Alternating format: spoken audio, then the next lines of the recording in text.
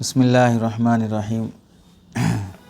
نظر کی حفاظت بہت اہم عبادت ہے۔ حضرت انس رضی اللہ تعالیٰ عنہ سے مروی ہے، فرماتے ہیں اگر کسی عورت کا تمہارے سامنے سے گزر ہو تو اس وقت تک اپنی نظر جھکائے رکھو جب تک کہ وہ تمہارے سامنے سے گزر نہ جائے۔ پہلی نظر معاف ہوتی ہے، لیکن یہ جانتے ہوئے بھی کہ میں پہلی نظر کر رہا ہوں گناہ ہے، یہ معاف نہیں ہوگی۔ یہ جانتے ہوئے بھی کہ آنے والی کے پیروں کی جھنکار، اس کی پائل کی آواز سے معلوم ہو رہا ہے کہ عورت ہی آ رہی ہے، پھر بھی یہ بہانہ بنانا کہ بھئی پہلی نظر تو معاف ہے، یہ عذاب ہے، گناہ ہے۔ دراصل یہ سمجھنا چاہیے گناہ کا موقع مل جانا یہ اللہ کی طرف سے ایک عذاب ہے، پکڑ ہے اللہ کی طرف سے۔ اللہ تعالیٰ جن بندوں کی حفاظت کرنا چاہتے ہیں انہیں گناہ کے موقع نہیں دیتے۔ اس آدمی کو بہت ڈرنا چاہیے جو گناہ کا ارادہ کیا اور فوری گناہ کے اسے اسباب بھی میسر ہو گئے، تو مطلب یہ ہے کہ اللہ تعالیٰ کی طرف سے اسے اتنی ڈھیل ہے کہ اللہ اسے کبھی بھی عذاب میں مبتلا کر سکتے ہیں۔ اور وہ بندہ بڑا خوش نصیب ہے جو گناہ کرنا چاہتا ہے لیکن اسے گناہ کا موقع ہی نہیں مل رہا ہے، گناہ کے اسباب ہی نہیں مل رہے ہیں، تو اللہ اسے محفوظ رکھنا چاہتے ہیں۔ وہ گناہ کرنا چاہ رہا ہے لیکن اللہ اسے بچا رہے ہیں، وہ بڑا سعادت مند بندہ ہے۔ حضرت ابن عمر رضی اللہ تعالیٰ عنہ فرماتے ہیں گھروں میں جھانک تانک کرنا یہ بھی امانت کو ضائع کرنے میں داخل ہے۔ نگاہ بھی ایک امانت ہے۔ لوگ کھڑکیاں، دروازے، پردے اسی واسطے بناتے ہیں کیونکہ باہر والا ہمیں نہ دیکھے، اور تم پردہ ہٹا کر، کھڑکی ہٹا کر دیکھ رہے ہو تو اس امانت میں تم خیانت کر رہے ہو۔ حضرت سلیمان فرماتے ہیں میں مار دیا جاؤں یا پھر زندہ کیا جاؤں، مار دیا جاؤں پھر زندہ کیا جاؤں، پھر مار دیا جاؤں پھر زندہ کیا جاؤں، پھر مار دیا جاؤں پھر زندہ کیا جاؤں، یہ میرے نزدیک اس سے زیادہ پسندیدہ ہے کہ میں کسی مسلمان کا سطر دیکھوں یا کوئی مسلمان میرا سطر دیکھے۔ بے ستری کی زندگی سے 3 بار مر جانا بہتر ہے۔ اب لوگ دیکھو کیسے کپڑے پہن کے گھومتے ہیں، لڑکیاں کیسے کپڑے پہن کے گھومتے ہیں۔ ان نادانوں کو یہ سمجھانا چاہیے کپڑے پہن کر جتنا حصہ تم دکھا رہے ہو، چھپا رہے ہو، وہ اتنا ہی تمہارا ہے، اور جتنے کپڑے پہن کر جتنا حصہ تم کھلا رکھ دیے ہو اب وہ تمہارا نہیں ہے، وہ سماج کا حصہ ہے اب۔ ارے سمجھے؟ اب اس کے ساتھ چھیڑ چھاڑ بھی ہو سکتی، بدماشی بھی ہو سکتی، کیونکہ تم کھلا رکھنے کا مطلب یہ ہے کہ بھئی تمہارے لیے بھی آفر ہے بولے ایسا، تو بے حیائی تبھی بڑھتی ہے۔ لیکن ہماری ذمہ داری یہ ہے کہ ہم اپنے سطر کی حفاظت کرنا اور دوسرے کے سطر کو دیکھنا انہیں اتنا ناپسند تھا کہ 3 بار مار دیا جانا گوارا ہے، لیکن دوسرے کا سطر دیکھنا گوارا نہیں۔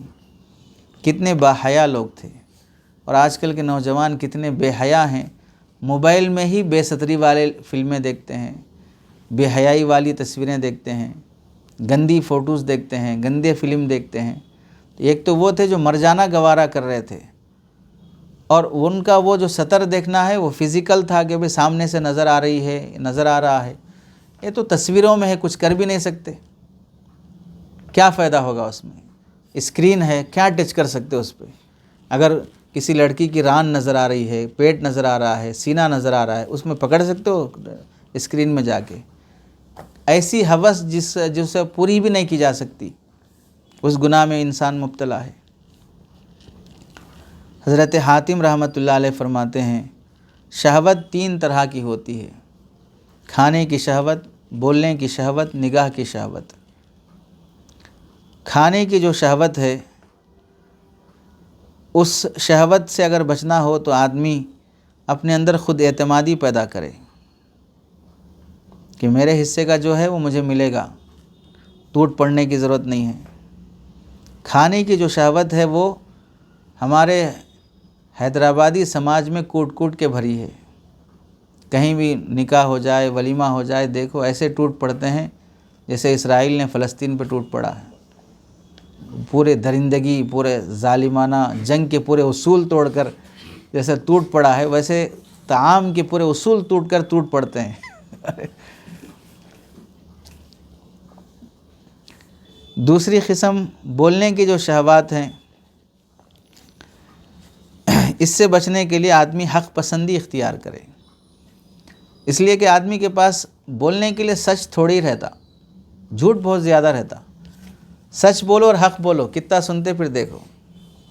مسکا لگا کے بولنے والوں کو بہت سنتے لوگ، حق جو بولتے ہیں بہت چبھتا ہے، بہت رف بولتے ہیں، بہت فرینڈلی بولتے ہیں اور ڈائریکٹ بول دیتے ہیں تو سنا نہیں جاتا۔ صرف مسکا لگا کے بولتے، خالی فضائل فضائل فضائل بولتے رہو، بہت سنیں گے، ہر نماز کے بعد سنیں گے، ہر مسجد میں سنیں گے، ہر دن سنیں گے، روزانہ سنیں گے۔ اور حق بولتے ہیں صرف جمعہ میں ایک بار ہی بولو، پھر بھی نہیں سنیں گے۔ تیسری قسم کے جو شہوات ہیں کہ نگاہ کی شہوت، اس سے بچنے کے لیے آدمی عبرت اور نصیحت حاصل کرے۔ دیکھنے کے بعد کیا حاصل ہوگا؟ کتابوں میں لکھا ہے، ٹرین میں ایک صاحب سفر کر رہے تھے، حضرت مفتی صاحب نے لکھا، بڑے مفتی صاحب نے، مفتی محمود الحسن صاحب رحمۃ اللہ علیہ۔ سامنے ایک پنجابی بیٹھا ہوا تھا اپنی بیوی کے ساتھ، ادھر جو شخص بیٹھا ہوا ہے بار بار اس کی بیوی کو گھور گھور کے دیکھ رہا تھا، کبھی ران دیکھ رہا ہے، کبھی سینہ دیکھ رہا ہے، کبھی اس کا جیسا بھی بے حیائی کا لباس تھا۔ اب وہ جو بیٹھا ہوا شوہر تھا تو وہ کہنے لگا، جتنا بھی گھور لو ملنے والی نہیں ہے تمہیں، یہ میری ہے، جتنا بھی دیکھ لو۔ ارے شرم گئی کہ نہیں گئی؟ کیا ملا دیکھنے سے؟ صاف بول رہا ہے، جتنا بھی گھور لو یہ میری ہے، رات میرے ہی ساتھ گزارے گی، تمہیں کچھ ملنے والا نہیں ہے اس میں سے۔ نتیجہ کیا ہے؟ کیا ملے گا دیکھنے سے؟ کسی بھی لڑکی کو دیکھو، جس لڑکی کو دیکھتے ہو، کیا وہ ساری لڑکیاں ہماری ہو جاتی ہیں؟ جب ملنے والی ہی نہیں ہے وہ چیز، تو گناہ کے علاوہ کیا ہے، کیا حاصل ہے دیکھنے سے؟ تو سوچنا چاہیے کہ بد نظری اور فواحش سے آدمی اگر بچنا چاہتا ہے تو اس کے انجام کو دیکھے، کیا ملے گا اس سے۔ سلف صالحین میں سے کسی سے معلوم کیا گیا کہ ہم آپ کو آخرت میں کہاں تلاش کریں، مرنے کے بعد آپ کہاں ملیں گے ہمیں؟ تو انہوں نے بڑی خود اعتمادی سے فرمایا، مجھے اللہ تعالیٰ کی طرف نظر کرنے والوں کے زمرے میں تلاش کرو، جو اللہ کا دیدار کر رہے ہوں گے ان میں مجھے تلاش کرو، میں وہاں مل جاؤں گا۔ تو ان سے پوچھا گیا، آپ کو کیسے معلوم کہ کل اللہ کا دیدار کرنے والوں میں آپ بھی شامل رہیں گے؟ تو وہ صاحب فرمانے لگے، چونکہ میں نے اپنی نظر کو ہمیشہ حرام چیز دیکھنے سے جھکا کر بچا کر رکھا ہے، ہر گناہ سے محفوظ رکھا، اور مجھے یقین ہے اس نظر کی حفاظت سے مجھے اللہ اپنا دیدار ضرور کرائیں گے۔ میں نے غلط نہیں دیکھا تو اس کا نتیجہ اور نیکی یہ ہونا چاہیے کہ مجھے اللہ اپنا دیدار کرائیں، اپنا نور دکھائیں۔ کیسی خود اعتمادی ہو سکتی ہے؟ کتنا انہوں نے اپنے آپ کو بچایا نظروں کی غلط حفاظت سے۔ حضرت وکی رحمۃ اللہ علیہ فرماتے ہیں، ہم لوگ حضرت سفیان ثوری رحمۃ اللہ علیہ کے ساتھ عید کے دن نکلے عیدگاہ نماز پڑھنے جانے کے لیے، تو حضرت نے فرمایا، پوچھا حضرت سے کہ آج عید کا دن ہے، کیا اعمال کرنے چاہیے؟ تو حضرت نے فرمایا، آج عید کا دن ہے، آج کا سب سے پہلا کام یہ ہے کہ ہم اپنی نگاہوں کی حفاظت کریں۔ اس زمانے میں چونکہ خواتین کو بھی عیدگاہ آنے کی اجازت تھی تو جاتی تھیں، تو جب عید کا دن ہے تو مرد جیسے بن سنور کے جاتا ہے، عورتیں بھی بنتی سنورتی ہیں عید کے دن۔ تو عید کے دن کا کام یہ ہے کہ اپنی نگاہوں کی حفاظت رکھو۔ اور آج دیکھ لو کہ کتنے نوجوان ہیں جو عید کے دن ہی فلم دیکھنے جاتے ہیں، عید کے دن ہی بے حیائی اور بد نظری کرتے ہیں۔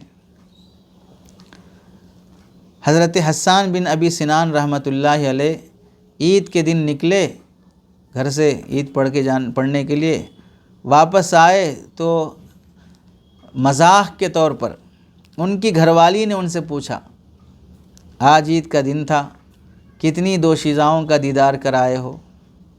گھر والی پوچھ رہی، کتنی دوشیزاؤں کا دیدار کرائے ہو؟ تو حضرت حسان بن سنان رحمۃ اللہ علیہ فرمانے لگے، اللہ کی بندی، گھر سے جانے سے لے کر واپس آنے تک میں نے اپنی نظر انگوٹھے سے نہیں ہٹائی ہے، اپنے پیر کے انگوٹھے سے میں نے اپنی نظر نہیں ہٹائی ہے، ایسے اپنے نظر کی حفاظت کی۔ یعنی اتنا نظر کی حفاظت کیے تو غیر عورت کو دیکھنا کیا۔ تو اب دیکھیں جب اللہ تعالیٰ کے یہاں حاضری ہوگی، ایسے نیک لوگ بھی کھڑے ہوں گے اور ہم لوگ بھی وہاں پر اللہ کے یہاں حاضر ہوں گے، تو کون اللہ کی نظر میں جچیں گے، مقبول شمار ہوں گے؟ جنہوں نے ایسی اپنی نظروں کی حفاظت کی وہ، یا وہ لوگ جو صبح شام موبائل میں لگے رہتے ہیں، تفریح کے نام پر بے حیائی میں لگے رہتے ہیں، فلموں میں لگے رہتے ہیں۔ حضرت علا بن زیاد رحمۃ اللہ علیہ فرماتے ہیں اپنی نگاہ نامحرم کی چادر پر بھی مت ڈالو۔ نامحرم پہ ڈالنا تو دور کی بات، اپنی نگاہ نامحرم کے کپڑوں پر بھی مت ڈالو، اس لیے کہ بد نظری دل میں شہوت کا بیج بونا شروع کر دیتی ہے۔ کپڑے دیکھنے سے بھی انسان کی شہوت بھڑکتی۔